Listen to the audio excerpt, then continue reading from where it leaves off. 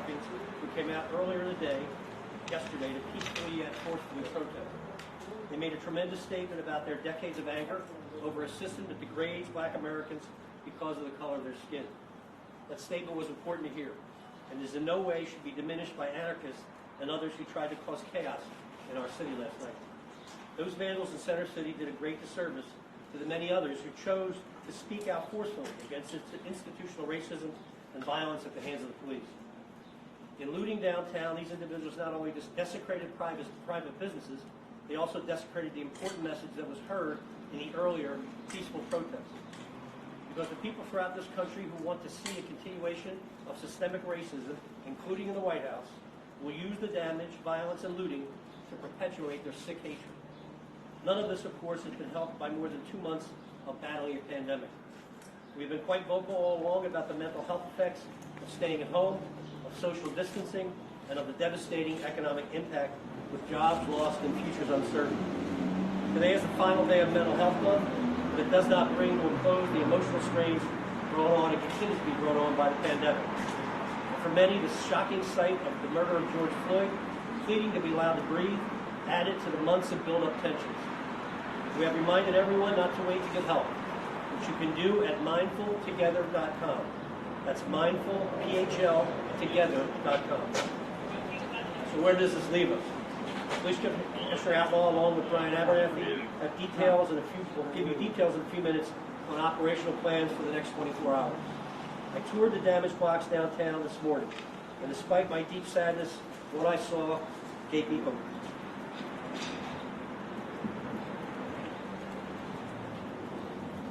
Residents turned out in great numbers with their brooms and shovels and trash bags on their own to help clean up.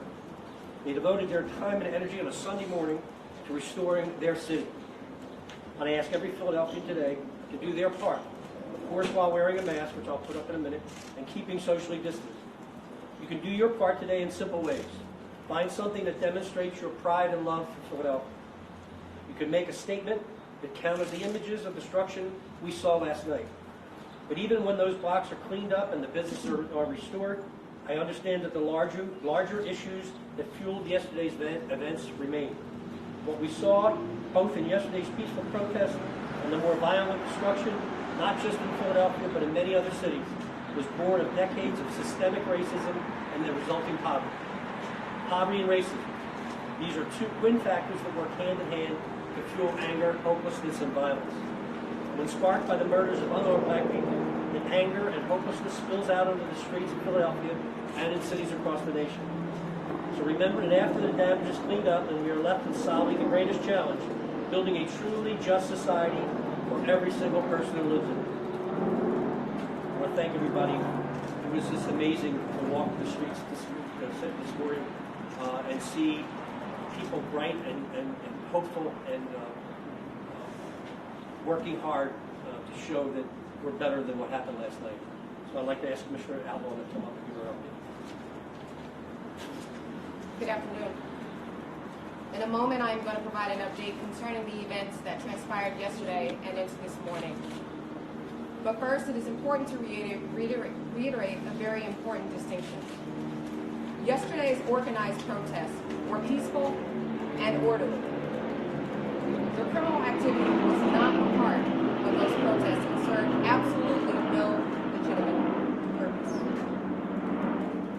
I'd also like to thank and credit our officers, as well as our law enforcement and community partners, for their professionalism and commitment to safety and restoration of order.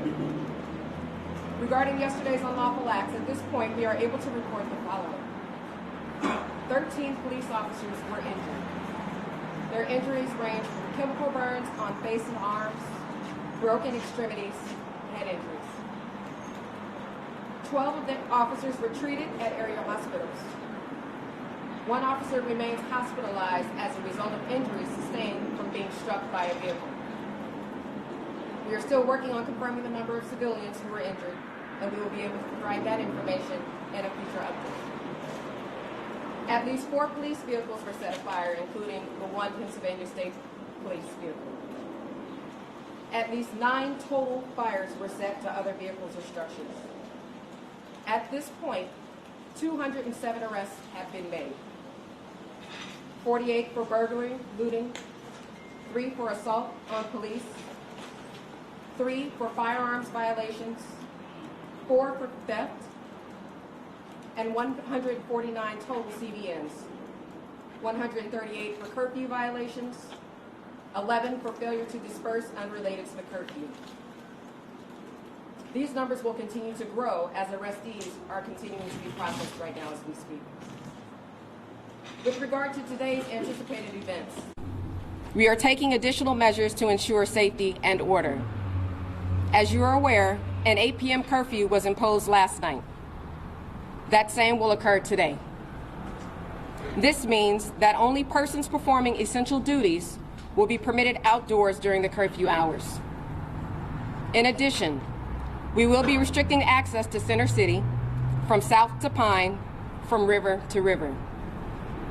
This will affect roads, bridges, and expressway entrances and exits. We are also working with SEPTA to restrict access to Center City. In addition to the mutual aid requests that have been made since the onset of these incidents, we have requested support from the Pennsylvania National Guard and have entered, again, into mutual aid agreements with partners around the area. We will continue to provide updates throughout the day and evening as conditions dictate. For PPD specifically, please continue to follow us on Twitter. Now I'm going to introduce Mr. Brian Abernathy.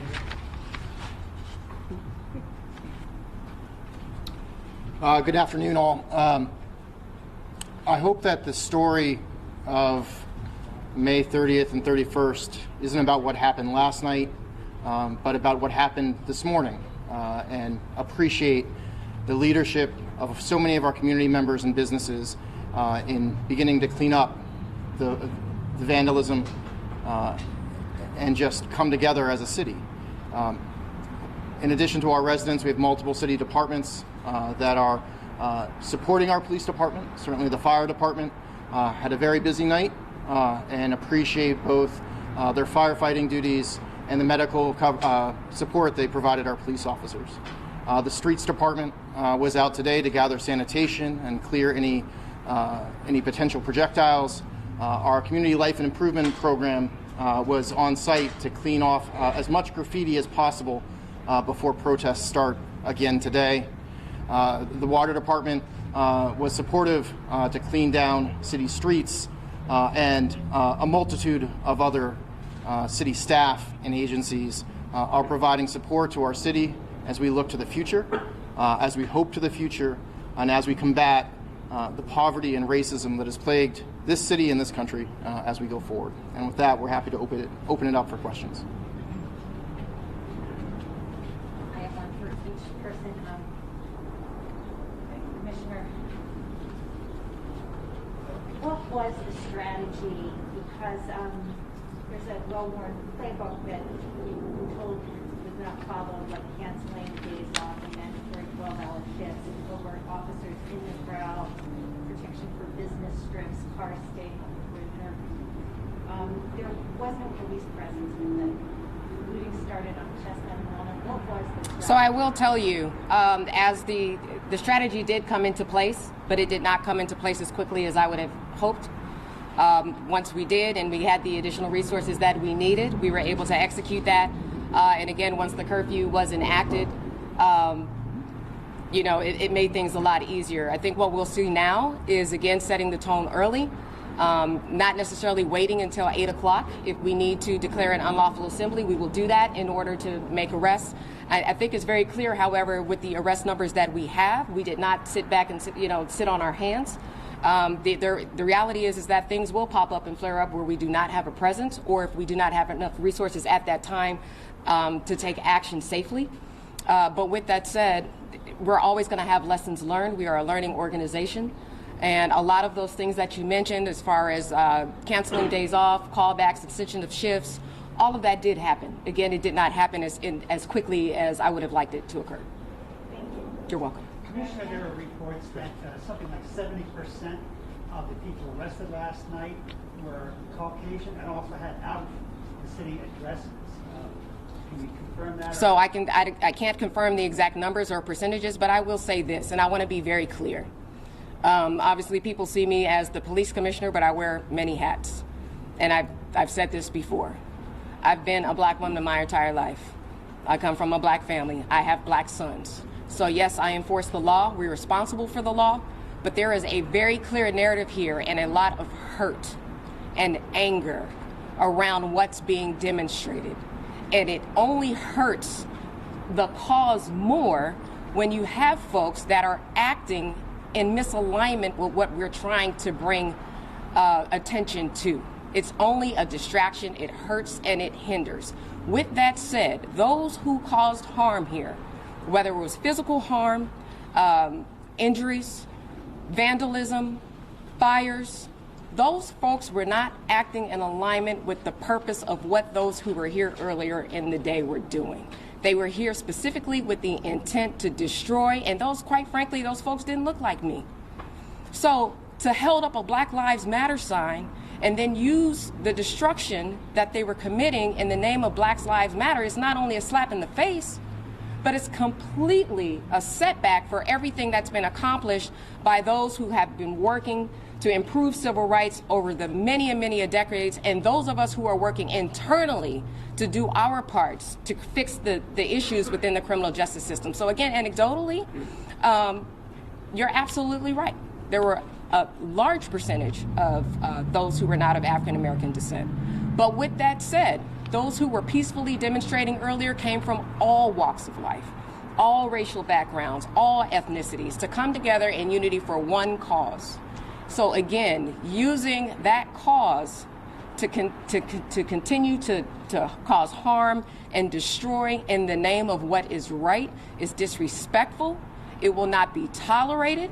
And again, the tone will be set early. We are not for that here. And I will echo the mayor's sentiment in that walkthrough of impacted areas this morning not only brought hope, but for me being here on ground for 3 months, and you can't imagine all of the different critical incidences that have popped up day after day after day with this pandemic still going on, the love and affection that people have for this city and the willingness to go out on a Sunday morning and rebuild as quickly as they did, and welcome me at the same time. I think that speaks volumes. That's what's needed. And community, please continue to come together, coalition build. We will be happy to work with you and partner to get these messages out that this will not be tolerated in our beautiful city. What can you say about the police department and the city's support of those who did not participate in changing the conversation, and they wish to continue protesting and fighting against this injustice against George Floyd and others? Protest, all for it. Demonstration, all for it. But do it peacefully. Do it within the law. Again, I've been doing this my entire adult life, but I still have a purpose. We will still enforce the law here. But at the same time, there's a lot of hurt. There's hundreds of years of institutionalized racism, systemic racism, all of those things. People are angry and upset and are hurting, and this pandemic just brings out all the inequities that we know and that people have been saying for a very long time. They've been present. And you even hear people say, you know what, we took a knee peacefully and we didn't get the attention. We had to tear stuff up to finally get attention. But with that said, there's other ways to address this. We're not tearing up our own neighborhoods. And the problem with that is we're not the ones tearing up our neighborhoods. It's the people that are coming from outside of the city to tear up our city and leave. What does that do for the cause? So again, I think that is very telling. Communities should know. And we all need to stand together and hold each other accountable and hold these folks that think they can come into our city, tear up our city and leave, and hold them accountable as well. So again, we encourage peaceful demonstration. We encourage lawful assembly. But anything beyond that will not be tolerated. Understanding that you don't have exact numbers yet, is it fair to say that a majority or at least a significant number of the people that were arrested yesterday are from outside of the city? Or? I wouldn't be able to confirm that. Again, it would be anecdotal. And I want to go back and say, too, that I said the parameters of the street closures were south to Pine is south to Vine. Will you, I have something else, but will you have those statistics at one point of how many of those arrested were from outside? Yeah, we can get that for you. The FOP put out a statement today saying a number of things, but also saying... And I'll say this before you ask me because I haven't seen it, but if you have any questions about it, you should ask him because he's sitting right there. It is related to Okay. sort of how you're talking to the police officers Okay. Who will be going back out today because they said that it is difficult to sympathize with those when they are assaulting police officers or moving in the city. And so I wanted to see if you could tell us what the morale and attitude is of your officers today and what you are saying to them Yeah. when they go back out today. You know, look, we're still human beings. I'm still a human being. Going out there last night, I spent we didn't get out of here, I think we didn't leave till 3 in the morning after starting well in the morning yesterday, right? So me coming in and out of here from the EOC, making sure strategy was right, making sure that we had the proper pieces in place and requests made, going back out into the field and seeing what was being done and seeing the level of restraint that these officers executed, even after knowing that one of their colleagues had been struck by a vehicle, and I said struck by a vehicle, run over by a vehicle, even after going to the hospital, seeing that officer and the impact that it had on his partners and those who witnessed it, and then to come back out here, we ask that, this brings to light what these officers do every day. Today, we're talking about this demonstration. Tomorrow, or when this is done, weeks from now, or whenever that is, we're talking about the shootings, the homicides, waking up every day, trying to have an impact on something, knowing that we're not the only answer to it. But we're seen to be the resolution or the be-all, end-all for every social ill in the community. But yet we still get up, we do what we have to do, we fulfill our duties, and we do it with our absolute best, and we do it, to ensure dignity and respect of all. So all of that to say, I appreciate the efforts. As I did the walkthrough earlier, I took the time to stop with them to relay that to them, because after all that yesterday, they still popped up and got right back on the horse to do it again. So I applaud their efforts again. I applaud their restraints. And again, I think community and everyone all over the world, this isn't only happening here in Philadelphia, but people need to realize that we're human beings with feelings. And we get angry in the exact same way. But yet we still get up again, and we try to do the best we can with a smile. And sometimes we might miss the mark because we're reacting in the exact same way that the rest of the world is. There's a lot of officers that are impacted as well by what happened to Mr. Floyd. But they're still going through. There's dissonance as a law enforcement officer that people don't expect us to feel because of who we are. But we still get up every day and we carry on. And when will the degree restrictions, are they in place now, or is that... Yes, they're in place now. What will the role of the National Guard be in Philadelphia? So again, I mentioned yesterday that when we make outside requests for mutual aid, ideally we have them set up at critical infrastructure for security, fixed security. That way we can utilize all of the PPD resources that we have available to us to either be directly engaged with those who we need to be engaged with and utilize them in the way that they were intended for. Because we didn't have, going back to the question earlier, because we did not have the ability to focus solely on crowds, we had to utilize resources on those fixed security posts. The MSB required a lot of officers to ensure that people did not gain access into the building. Same thing for City Hall. A lot of those resources that we would usually have roving about and interacting with crowds before something blows into something larger were on fixed posts. So that's what their role would be. Yesterday there was some issues regarding media and the curfew. Will media have access to the city if the streets are in curfew? Yes, so I will say this too. It's not just media. There are also folks from community that are out there trying to quell a lot of the anxiety as well. And I ask not only media, but those who are intending to do that, check in with us, let us know that you're here. But if at any time, for example, if you do hear that an unlawful assembly has been declared, please do your best to clear out from the area or take the time to ask someone in charge where the best location is for you to be. Was there an arrest with the driver or with the officer who was run over? Not yet. There wasn't. Oh, not yet. are people going to be turned away in terms of like how are you limiting access to the city with the lockout? Are people being turned away by cars parked at the intersections, or how's that going to work? So you're talking about the center city closures? Yes. So we are diverting folks outside of the area, turning them around. However, business owners and residents will be allowed inside. Two more questions. Mayor, I know that you have a grand plan for getting rid of the resist statue, Yep. but it's become such a Yeah, I know. target and such a. Well, first of all, I've never liked that statue. I don't think it was deserved in the first place, and I didn't put it there. We had originally intended to remove it when the work at Dilworth Plaza started. We would have saved a considerable sum of money, a couple $100,000, because of the way it's engineered. It's bolted into the stairs, and under the stairs is the concourse where people go in to get permits and pay their taxes and other things. So we didn't want to tear that up until we did the entire place. We're going to move it, hopefully by another month or so. We're going to accelerate. We're going to accelerate this movement. It was one of the. A lot of people noted today that it's one of the first things that seems to be cleaned up. No, that's we had. Well, you can get back one if you want. No, we sent out CLIP and our streets department people to clean the entire area to get it back the way it looked before the damage. So it got cleaned with everything else that got cleaned. There was no intention of cleaning it up for any particular political reason or special reason. They went out there to get the cars off the street, to get the graffiti off the walls, get the graffiti off whatever was out there, and that's what happened. So there was no intentional issue relative to that statue that I can't wait to see it go away. Thanks, guys. All right, We're going to thank update you on Twitter, so we're going to keep pumping out like we were doing last night. Okay? Yeah. Yep.